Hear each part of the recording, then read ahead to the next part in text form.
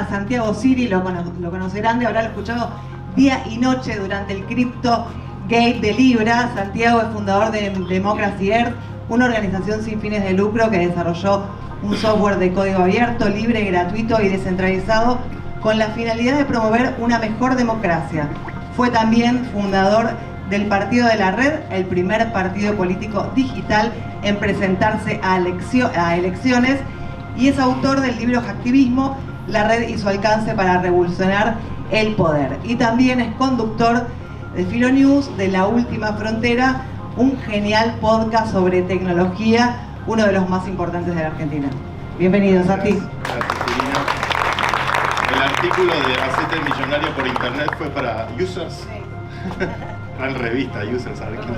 Gran revista, ahí hay un veterano como yo ya se acuerda de esas cosas. Bueno, mi discurso, lamentablemente soy medio chicato, pero lo hice con ChatGPT mientras escuchaba un poco las cosas que comentaban mis compañeros sobre este momento que estamos viviendo. La verdad que para mí es muy emocionante ver finalmente esta especie de clash entre el ámbito de la tecnología y el ámbito de la cosa pública, que hace la construcción de nuestra sociedad, que hace la construcción de nuestra comunidad, de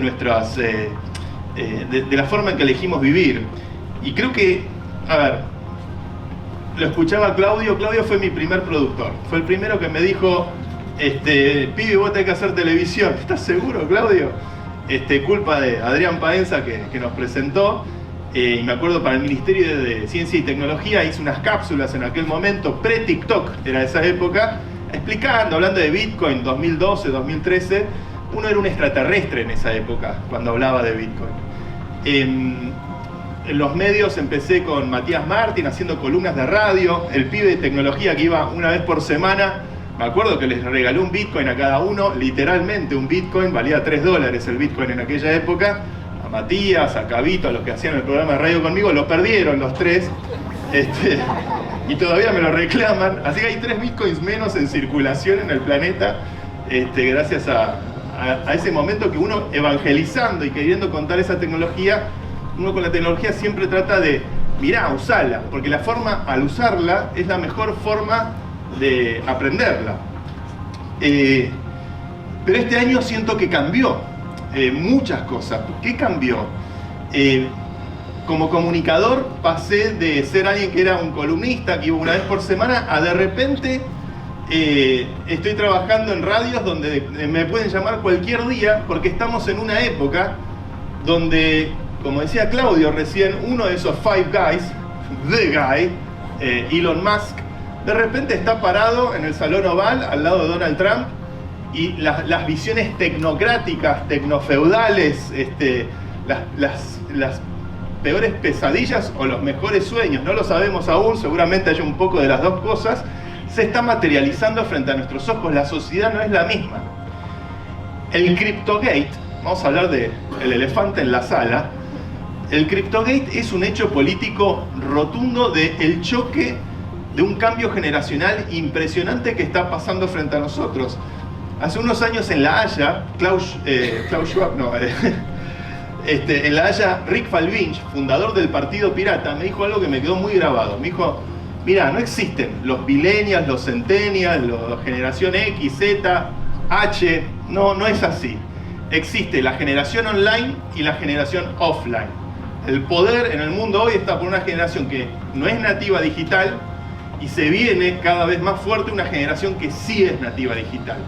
Y en Argentina agregaría, además, que esa generación digital, en un país con una demografía como nuestro país, que la mayoría es joven, la mitad de los votantes tiene menos de 40 años, y a partir de la próxima elección va a ser cada vez más de la mitad, claramente hay mucho más futuro que mucho más pasado en nuestro país. Hay mucho por delante con esa nueva generación, esa generación online. Y el CryptoGate en algún punto es el choque de alguien que interpela a la juventud, que mucha parte de la juventud lo ha votado, pero que no pertenece a esa nueva generación, que no entiende esa nueva tecnología, que no se dejó asesorar por la gente idónea, la gente correcta, justamente de un sector que es el más pujante de la Argentina, de todos los sectores tecnológicos. Cripto es justo uno donde picamos en punta en serio. Para mí fue muy frustrante ver que el presidente de un país con toda la vocación del mundo, más allá de las banderas políticas, uno quería acercarlo a Vitalik o a alguno de los grandes referentes mundiales que vienen a la Argentina año tras año, y que no, que veía en esto simplemente un instrumento más para poder hacer, vaya uno a saber cuál era la intencionalidad que había detrás de sacar una meme coin en Solana de la forma desprolija en la que lo hicieron. Pero creo que es un hecho político en sí mismo que muestra este cambio de época. Este cambio de época que lo tenemos a Donald Trump con Elon Musk. Donald Trump haciendo también una meme coin que francamente me merece la misma opinión que la meme coin de Milei, pero al mismo tiempo también está haciendo la reserva de Bitcoin, la reserva estratégica de cripto, que es una de las cosas que uno pidió en sus años de activismo digital. Argentina, el sector de la economía del conocimiento es el 7% del PBI. El año pasado se movieron 93.000 millones de dólares en transacciones de criptomonedas. El sector cripto, tenemos 10 millones de usuarios en este país, 1 de cada 4 argentinos prácticamente. En usuarios per cápita de criptomonedas somos número 1 de Latinoamérica, número 4 a nivel mundial. El sector de la economía del conocimiento produjo el unicornio más grande de la región, que es Mercado Libre, y varios unicornios más, algunos con alto componente tecnológico. Tenemos más unicornios que España, por ejemplo. Y es un sector, el tecnológico, el de la economía del conocimiento, que además está incentivado a educar a la población. No hay economía del conocimiento posible si la gente no sabe sumar, restar, leer, escribir y programar. El quinto elemento que creo que es más importante que nunca. La gente a veces me dice, che, hay que aprender a programar ahora que la inteligencia artificial, más que nunca. Más que nunca tenemos que entender a las máquinas así como ellas nos están entendiendo a nosotros. Entonces, hay un diamante en bruto en la economía argentina, en el sector tecnológico argentino. Yo me acuerdo que en el 2014, algunos locos decíamos, pongamos el 1% de las reservas en Bitcoin. En ese momento, el Bitcoin cotizaba $600, pero imagínense cómo sería la discusión de la deuda hoy si eso hubiese ocurrido. Si ese gesto, esa audacia política hubiese ocurrido. Hoy ya no es tan loco. Está el caso de El Salvador. El Salvador compró cuando el Bitcoin estaba a $30.000, en el 2014 estaba a 600. Y está el caso de Donald Trump ahora, que va a ver qué ocurre con la reserva estratégica de criptomonedas de Estados Unidos. Pero si eso no está legitimando el hecho de que estos discursos se importan, no sé por dónde más buscar. Lo interesante de Bitcoin es que es una tecnología neutral. Nadie puede modificar sus reglas de juego, es muy robusta. Y claramente estamos en un giro muy importante del rol que ocupa el desarrollo tecnológico.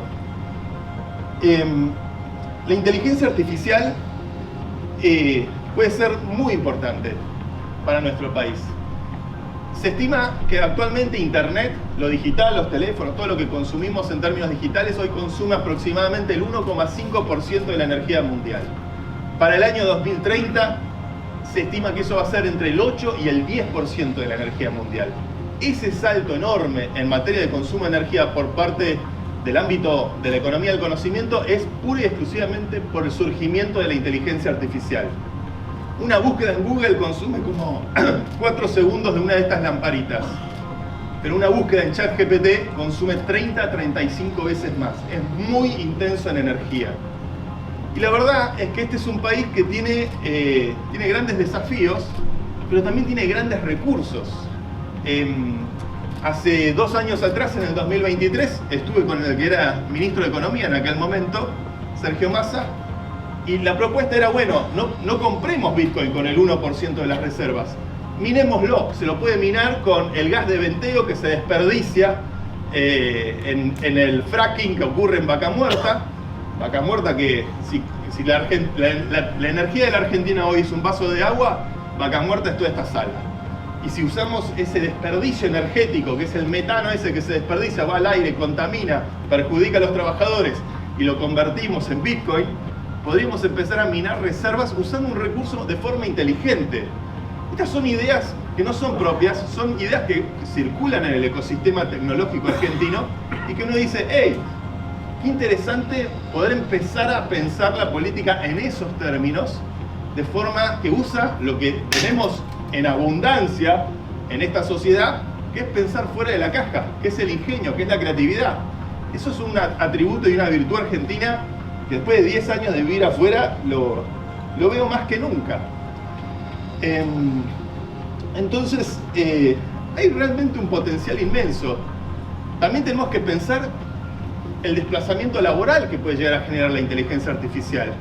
Yo también veía los avatares y decía, ese es el laburo que uno como influencer haría normalmente, y prácticamente todas las profesiones de cuello blanco, creativas, contables, cualquier profesión, de repente la inteligencia se volvió un commodity. Ya, así como consumimos energía, vamos a consumir inteligencia. Y la inteligencia artificial va a ser una suerte de segundo cerebro para todos nosotros, que nos va a empoderar y va a hacer que cada uno de nosotros tenga la capacidad productiva de una pyme, donde de repente tenés las 24 horas del día a disposición inteligencias que van a poder resolver todo tipo de problemas. Es realmente un cambio muy grande. Entonces, ¿cómo eso afecta el ingreso? ¿Cómo eso afecta el trabajo? ¿Cómo eso afecta nuestra vida en comunidad, en sociedad? Hace unos años yo trabajé con la iniciativa del ingreso básico universal, un experimento criptoeconómico que durante 1 año y medio anduvo muy bien, y después, bueno, cosas que uno va aprendiendo y va incorporando, pero que de repente esta idea de separar la noción de ingreso con la noción de trabajo se vuelve un debate cada vez más actual a medida que uno ve cómo la inteligencia artificial nos desplaza y reemplaza un montón de habilidades nuestras, al mismo tiempo que nos empodera y nos potencia como personas. ¿Qué es el político del futuro, no? Yo de lo que estoy seguro es que el político del presente no tiene nada que ver con lo que yo desearía que sea el político del futuro. El político del presente es un troll. El político del presente es un panelista de televisión que está todo el tiempo espetando basura contra los demás. Eso es muy efectista en términos de rating y hasta te puede colocar un presidente. Eso es la política del presente. Yo anhelo y deseo que la inteligencia artificial, este enorme recurso de pensamiento que vamos a tener todos en la palma de la mano, ayude a elevar la vara del debate político en nuestra sociedad y en el mundo. Y creo que Argentina puede picar en punta. Hace 10 años atrás, lo del Partido de la Red era futurista, era cyberpunk, pero la verdad es que ocurrió, se presentó, logramos el 1% de los votos. En esa época le ganamos a los liberales libertarios, cambiaron las cosas. Pero hoy con inteligencia artificial, por ejemplo, yo hago muchos agentes que aparecen por Twitter y tratan de ser el anti-troll. Tratan de dar las dos visiones sobre un mismo problema, o tratan de argumentarte citando la ley, la Constitución, para que haya un debate más rico, más potente. Y creo que esa nueva era está indudablemente despertando. Así que tenemos un desafío por delante, que es educar y educarnos con todo esto. Así que estoy muy agradecido por la invitación a ser parte de Ciudadanía y de este laboratorio de innovación ciudadana que no tengo duda que es más necesario que nunca. Así que aguardo ansioso ver cómo evoluciona, crece esto, transforma nuestras ciudades, transforma nuestro país y ayuda a que realmente la política sea un instrumento para poder construir una sociedad mejor. Muchas gracias. Muchas gracias.